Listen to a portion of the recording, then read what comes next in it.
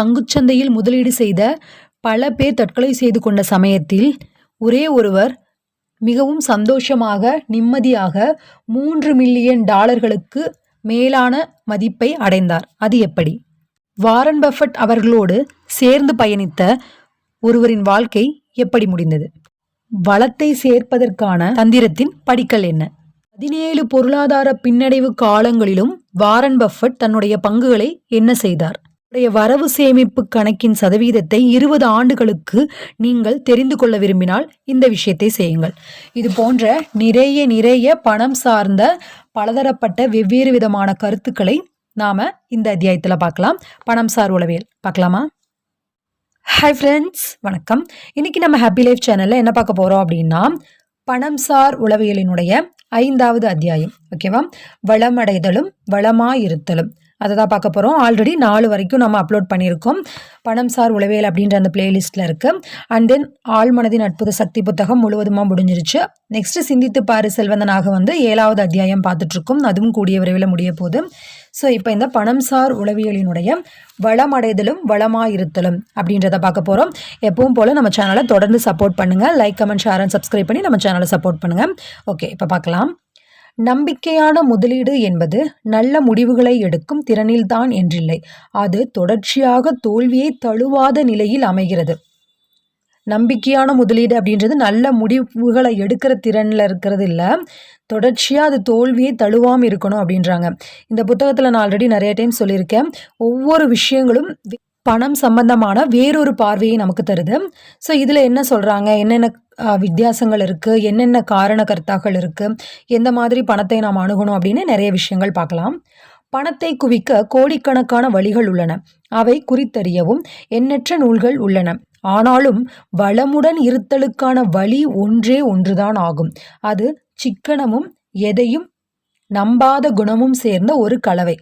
கரெக்டாக இல்லையா? பணத்தை நம்ம என்னதான் சம்பாரிச்சிட்டா இருந்தாலும் சிக்கனமாக இருக்கணும். அப்போ தான் அந்த பணம் நம்ம கையில் இருக்கும். நாம் அந்த ஒரு கருத்தை மட்டும் அதிகம் விவாதிப்பதில்லை. 2 முதலீட்டாளர்களின் கதைகளுடன் இது குறித்த விவாதத்தை ஆரம்பிப்போம். இவ்விருவரும் ஒருவருக்கொருவர் அறிமுகமற்றவர் என்றாலும் ஒரு நூற்றாண்டுக்கு முன்னர் இவ்விருவரின் பாதைகளும் ஒற்றை புள்ளியில் சேர்ந்து கடந்தவை. ஜெஸ்ஸி லிவர்மோர் அவருடைய வாழ்நாளில் மிகச்சிறந்த பங்குச்சந்தை தரகராக விளங்கியவர்.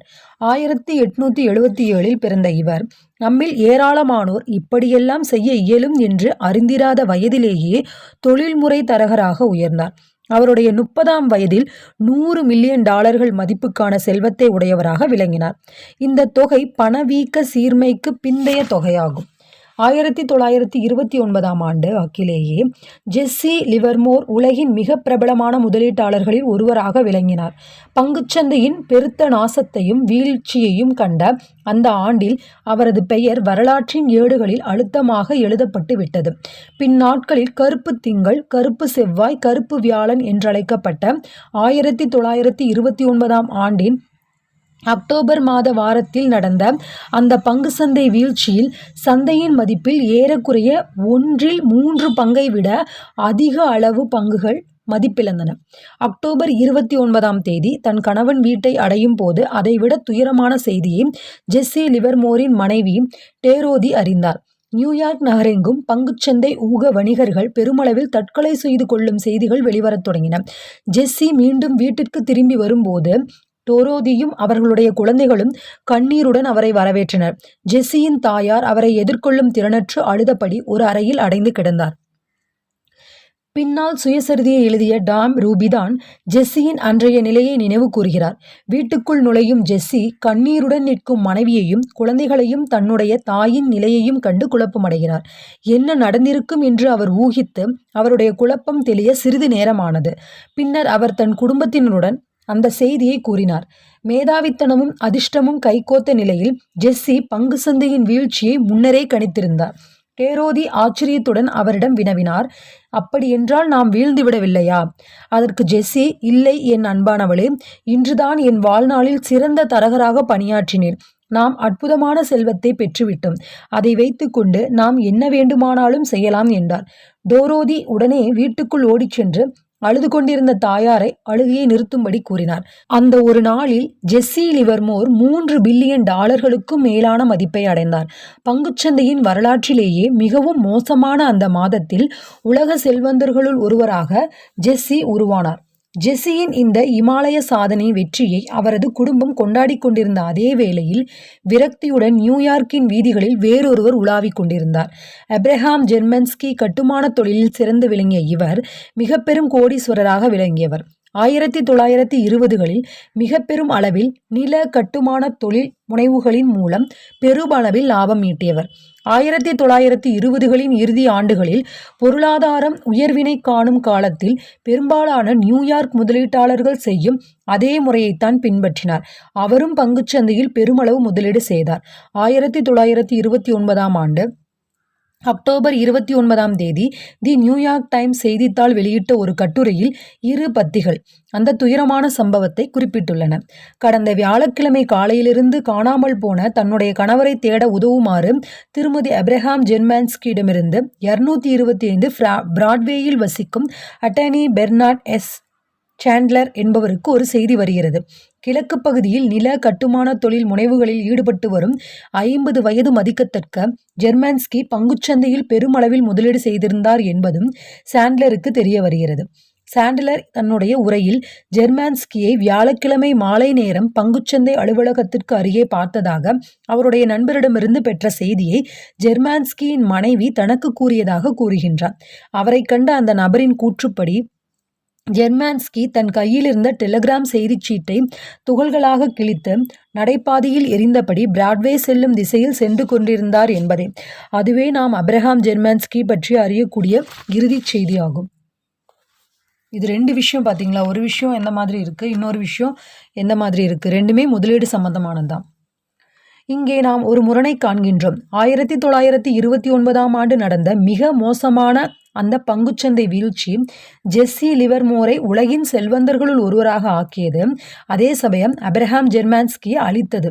அவரது உயிரிழப்புக்கும் ஒருவேளை ஒரு காரணமாக இருக்கலாம். ஆனால் இவ்விருவரின் வாழ்க்கையை சற்றே முன்னோக்கி பார்த்தால் 4 ஆண்டுகளுக்கு முன்னர் இவ்விருவரின் கதைகளும் ஒன்றையொன்று கடக்கின்றன. 1929ஆம் ஆண்டு மிகப்பெரிய வெற்றியை கண்ட லிவர்மோர் அவ்வெற்றியின் காரணமாக எழுச்சியுற்று தன்னம்பிக்கையாக மேலும் மேலும் தன்னுடைய முயற்சியை தீவிரப்படுத்தினார். அடிப்படையற்ற அத்தகைய முயற்சிகளால் பெருங்கடனாளியாகி தன்னிடம் சேர்ந்த செல்வம் அனைத்தையும் பங்குச்சந்தையில் முற்றிலுமாக இழந்தார்.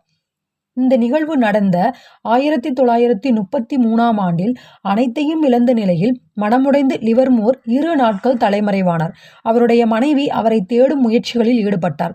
அந்த ஆண்டின் நியூயார்க் டைம்ஸ் இதழ் ஒன்றில் 1100 பார்க் அவென்யூ இல்லத்தில் வசிக்கும் பங்குச்சந்தை தரகர் ஜெஸ்ஸி எல். லிவர்மோர் நேற்று மதியம் 3 மணியிலிருந்து காணவில்லை என்ற செய்தியை வெளியிட்டது. 2 தினங்களுக்கு பின்னர் திரும்பிய அவருக்கான புதிய பாதை வேறு விதமாய் இருந்தது. இவ்விருவரின் அத்தகைய இறுதி நிகழ்வுகளின் காலம்தான் வெவ்வேறே தவிர இருவரும் ஒரே குணத்தை உடையவர்களாகவே விளங்கினர். இருவரும் தங்கள் வளத்தை சேகரிப்பதில் மிக திறமையுடையவர்களாக இருந்தாலும் இருவரும் அவ்வளமையோடு தொடர்ந்து வாழும் திறனற்றவர்களாகவே இருந்தனர். மறுபடியும் அவர் எப்படி ஆரம்பிச்சு மறுபடியும் எந்த மாதிரியா இருக்கு பாருங்க. வளம் என்ற சொற்றொடரை உங்களோடு நீங்கள் தொடர்பு படுத்திக் கொள்ள விரும்பாமல் இருக்கலாம். எந்த அளவு வருவாய் உடையவராயிருப்பினும் இவ்விருவரின் கதைகளிலிருந்து நாம் கற்றுக்கொள்ள வேண்டிய பாடங்கள் பல உள்ளன. வளத்தை சேகரிப்பது என்பது ஒன்று, சேர்த்த அவ்வளமையை தக்க வைத்துக் கொள்ளுதல் என்பது மற்றொன்று.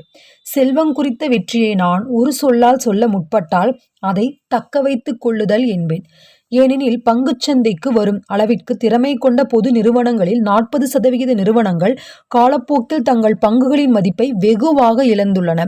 தி ஃபோர்ப்ஸ் வெளியிடும் முதல் 400 அமெரிக்க செல்வந்தர்களின் பட்டியலில் இடம்பெறும் செல்வந்தர்களில் ஏறக்குறைய 20% நபர்கள் அப்பட்டியலில் 10 ஆண்டுகள் கூட நீடிப்பதில்லை. அவர்களின் அந்த சரிவிற்கு அவர்கள் இறப்போ அல்லது அவர்கள் தங்களுடைய குடும்பத்தினர்களுக்கு சொத்தை மாற்றி எழுதி வைப்பதோ காரணங்களாக இல்லை என்பதும் குறிப்பிடத்தக்கது. முதலாளித்துவம் என்பது கடினமானது. இத்தகைய நிலைக்கான காரணங்களின் ஒரு பகுதியாக அமைவது வளத்தை சேர்ப்பது என்பது. சேர்த்த வளத்தை பாதுகாப்பது என்பது இரு வெவ்வேறு விதமான திறமைகள் என்பதே. வளத்தை சேர்ப்பதற்கு உதவுவன இடர்களை எதிர்கொள்ளுதல், நம்பிக்கையோடு இருத்தல், நம்முடைய முழு முயற்சியையும் பங்கையும் அதற்கான பணியில் அர்ப்பணித்தல் ஆகியனவே ஆகும். ஆனால் சேர்த்த வளத்தை பாதுகாத்தல் என்பது இடர்களிலிருந்து ஒதுங்கியிருக்கும் முறையாகும். வளம் எப்படி வந்து சேர்ந்ததோ அதை போன்றதே கன நேரத்தில் நம்மை விட்டு அகலும் என்ற அச்சமும் தன்னடக்கமும் வளத்தை பாதுகாப்பதற்கு உதவும் குணங்கள் ஆகும். நம்மிடம் சேர்ந்த வளத்தில் ஒரு பங்காவது நம்மிடமிருந்து அதிர்ஷ்டத்தால் தான் கிடைத்தது என்றும் நம்பும் மனப்பான்மையும் சிக்கனமாக இருத்தலும் இதற்கான முக்கிய காரணிகளாகும். எனவே கிடைத்த வெற்றியின் அடிப்படையில் அதை போன்றே எதிர்காலத்திலும் ஒவ்வொரு முறையும் நடக்கும் என்று நம்புவதும் தவறானதாகும். ஸோ தட் இந்த பாயிண்ட்டை வந்து நம்ம ஃபுல்லாக வந்து எப்போவுமே அதை ஞாபகத்திலே வச்சுக்கணும்.